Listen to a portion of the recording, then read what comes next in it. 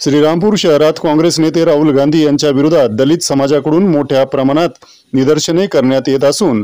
दलित समाजात राहुल गांधी यांच्या विरोधात संतापाची लाट उसळली असून काँग्रेस नेते राहुल गांधी यांनी परदेशी दौऱ्यावर असताना आरक्षणाबाबतीत वादग्रस्त वक्तव्य केल्याने दलित समाज राहुल गांधी यांच्या विरोधात रस्त्यावर उतरला असून श्रीरामपूर शहरात डॉक्टर बाबासाहेब आंबेडकर यांच्या स्मारकाजवळ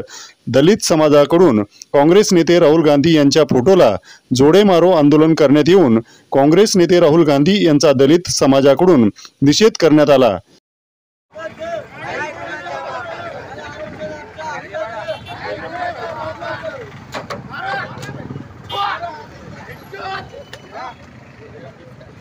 दलित समाजाच्या आरक्षणाबद्दल